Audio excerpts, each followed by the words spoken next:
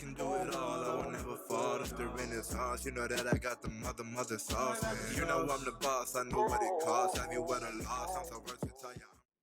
Training camp day 5 officially in the books. The pads came on. Elijah Moore looked like he's ready to be wide receiver one, and man, what a beautiful throw from Wilson to Elijah. Offensive line got a little bit better. Defensive line still eating. Man, so much to talk about. This is your New York Jets situation report. I can do it all. I will never fall. It's the Renaissance. You know that I got the mother sauce. You know I'm the boss. I know what it costs. Have you had a loss? I'm so versatile. Yeah, I'm a Renaissance man.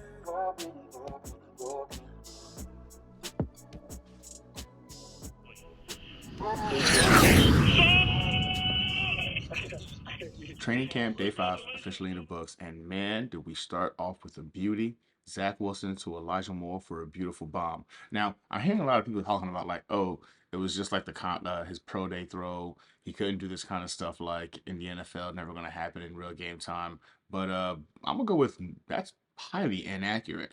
Um, Zach Wilson made a throw very similar to that last year to Corey Davis, the Tennessee Titans versus the Tennessee Titans.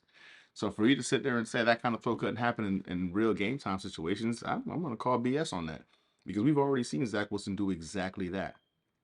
However, after that particular play, it seemed like things kind of took a turn for Zach Wilson. He had a rough day today. The offensive line played a little bit better. Defensive line was still eating. Carl Lawson went off yet again. Seeing him in pads, my gosh, he hasn't lost a step. Carl Lawson looks just as quick, as fast off the edge as he did last year. He got sacks from the left side and the right side of the line.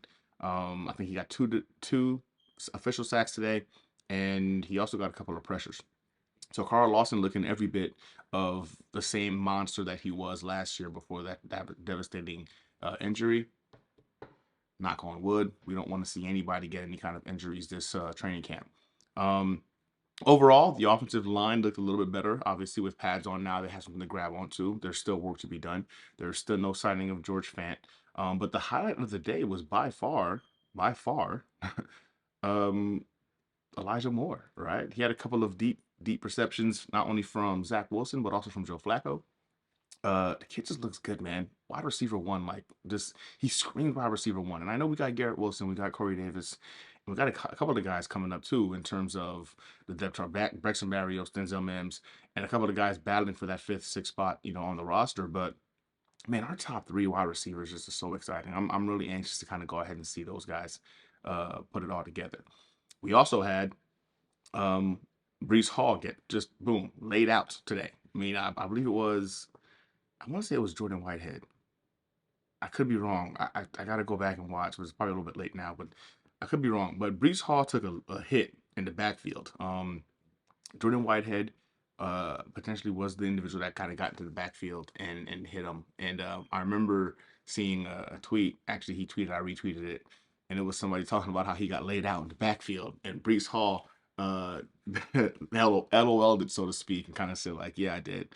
And it's kind of good to see, right? Like, not afraid of contact. He actually could appreciate the hit. The hit apparently got the defense going after they took out Brees Hall in the backfield.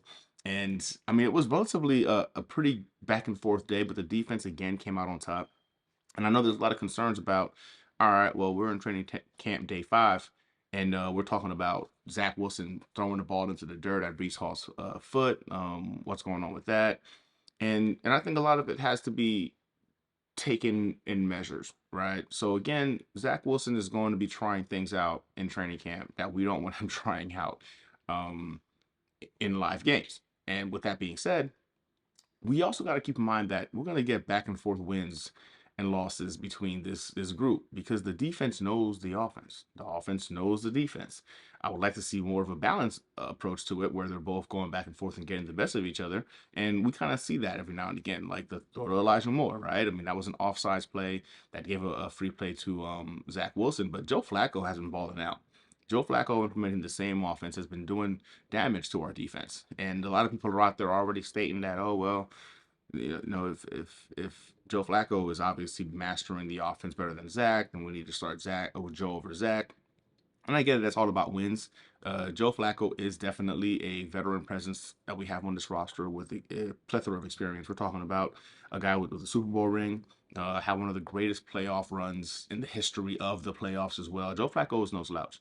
And I can understand the desire to want to go ahead and just put him in there because, simply put, he could be the safer choice, right? But this isn't what this roster is about. And he does not have the arm talent of a Zach Wilson. I think ultimately what it boils down to is we got to go ahead and just take our time. Just relax. It's still training camp, right? Now, Zach Wilson did worry me a little bit after seeing some of those passes that he did today. I didn't know what he was processing, what he was seeing. I don't know if the coaches are telling him to do this kind of stuff to kind of go ahead and get rid of the ball so he avoids sacks. There's a bunch of things that could be happening right now that we're just not privy to. So I don't want us to jump the gun talking about, oh my God, Zach Wilson's a bust and et cetera, et cetera. It's not the case. But what I will tell you is that Joe Flacco is a very competent backup quarterback for us. I mean, extremely competent. I would even go to say, like, in terms of a backup quarterback, we have one of the most elite backups in the quarterback position possible. Now, I'm not saying he's an elite starter, but in terms of the backup role, he's elite. And I know there's some competition going back and forth about him. Mike White. Mike White also does look good during training camp. The kid has a good grasp of the offense. But I think that as much as people keep talking about his potential, he still has a limited ceiling. And I don't want to see him playing multiple games, if we can avoid it. If Zach Wilson goes down, again, knock on wood, because we don't want that. Joe Flacco coming in, I actually don't feel too crazy about Joe Flacco stepping in and making plays for this team. I really think that it's feasible to believe that those guys can still be on the same path trajectory in terms of wins, wins and losses. So news came out as well today that also benefits us coming into the season is Deshaun Watson has a 6-game suspension. Now, I'm not going to get into it. I know everybody has their own opinion about it. I've met Deshaun Watson out here in the Houston, Texas area before. And I went from having his back in this whole process to not having his back in this whole process based off of how much evidence obviously accumulated against him. But I think that at the end of the day, that's a video that has nothing to do with his channel. He's not on the New York Jets. I can bring him up because we don't have to play him when we play the Cleveland Browns in week 2. And to me, that's an advantage, right? Looking at the first 4 games right now, there's been a poll going around where the Jets can potentially go 4-0. I think 4-0 would be great. I think it will be great, but I think realistically we're looking at 2-2, 3-1 potentially in those first 4 games, right? We're talking about Joe Burrow, Lamar Jackson, Jacoby Brissett, and I'm not sure who the Steelers are going to have at quarterback. But ultimately, I think we have to look at it this way, right? We got to go into each game anticipating the worst case scenario as if all these guys are Pro Bowl quarterbacks in order for us to come out on top. I don't want to sleep on anybody. The Cincinnati Bengals did that to us last year. The Tennessee Titans did that to us last year, and we came out on top and won those games. I don't want to go into anybody's stadium, or they come into our stadium assuming we already got the W without actually having the W. So I do have confidence that we're going to come out strong week 1. I can't wait to be there. I'm excited to meet a great plethora of you YouTube content creators who've been doing this way longer than I have. It's kind of crazy to me that I go from watching you guys on YouTube to actually sharing the hangar with you guys. I'm watching opening day live, so I'm excited about that. But overall, it was an up and down day in terms of offense. Defense still balled out. You know what I'm saying? Of course, I don't expect the defense to shut out teams throughout the season. So they're playing up to the level that I think we all expect them to play. Quan Alexander got in there with some of the team 2, right? So he was on team 2, and team 1. I think they're trying to kind of fill him out a little bit, trying to figure out where he fits. He's in great shape. He also alluded to the fact that he was talking to not just us. So a lot of us thought he took a team-friendly deal because he didn't have any other options. But apparently the Giants, the Saints, and us were all in negotiations with him. And he stated that he chose the Jets based off of he likes the direction that the Jets are heading in. This is the guy who played with the Saints last year, right? This is a guy that played with the 49ers. This is a guy that understands what it takes to win, what it looks like. And he chose the New York Jets over the Giants and the Saints based off of the upside and Coach Saleh. So one of the things that I got to give a shout out to Saleh is that as we're still trying to figure out whether or not he is legitimately an NFL coach, one thing we can't question is that he is a leader of men and that he has added value in that aspect to the organization. And that continues, to show through with, I mean, again, these guys coming over, DJ Reed, Whitehead. Now we got Quan Alexander. Who knows who we're going to pick up at swing tackle? Speaking of swing tackle, I'm not sure if anybody else caught this, but we might have gotten an injury to Max Mitchell. Max Mitchell was helped limping off the field during training camp today, and that's concerning. That's concerning because we're already concerned about the line behind Becton, behind Fant. Fant still has been a no-show. We haven't seen George Fant show up. We don't know what to expect. We don't know what's going on with him. At this point, he's come off the PUP list. I felt like he should have already been practice doing some drills, but we haven't seen that at all. And again, I understand that the organization is just taking their time with him, but we're only about 45 days, 46 days away from playing the Ravens.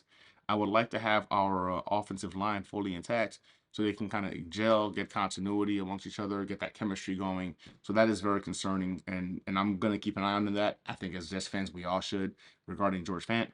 But Max Mitchell going down today, again, we don't know the severity of the injury, but it's a concern. It's got to be a concern because if we don't know who we have back there at the swing tackle position, because again, we got Chuma Adoga, God, McDermott, we we need to do something about that tackle position. That swing tackle position right now is becoming more and more of a concern. Quan Alexander was a great signing. It reinforced the linebacker room. I know we got some concerns at safety right now. We don't know after Joyner like what it looks like. Not a big believer in Ashton Davis. I think that with all his athletic ability, the game is just too fast for him. This is the guy that just takes the worst angles I've ever seen in the NFL. I don't understand how this is something that hasn't been coached out of him, which leads me to believe that it's mental and that he just can't process it fast enough or process speeds fast enough or whatever the case might be. But at the end of the day, good training camp for our defense. Our defense right now appears to be a highlight on our roster, which we all kind of knew coming in, especially with that defensive line and that secondary being revamped completely. Uh, we need to see the offense start, going back and forth a little bit more. Right now, without having our full offensive line intact, I can understand how the defensive line is going to win most of those one-on-one battles in the trenches. Get it. But Zach Wilson, again, if he's trying out some stuff that we don't know about, that is also very possible. But he didn't have a great practice today. He just didn't. After that highlight, though, to Elijah Moore, it was pretty quiet for Zach Wilson for the remainder of the day. But yeah, that's training camp day 5. Looking forward to go ahead and talking with you guys again tomorrow. Training camp day 6 is going to start off. Again, we're in pads. It's exciting. We're getting as close to live football as possible. And only about a week, I think, before we're playing our first preseason game. So it's getting fun, man. It's getting fun. Before we know it, it's going to be September 11th, and it's going to be game day.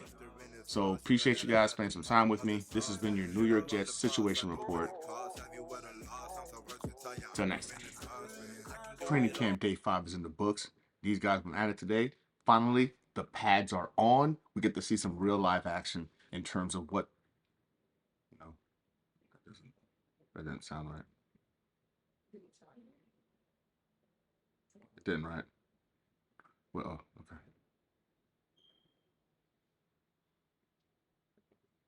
Training camp day 5 is in the books.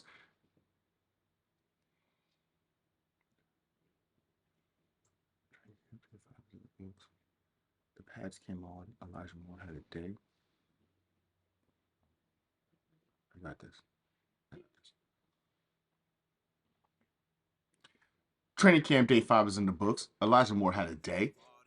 The pads. Mm-hmm. It's you. You're making me nervous. Hey. No, it's fine. Yeah, if you stand, yeah, out of sight. Thank you. I love you. Love you so much.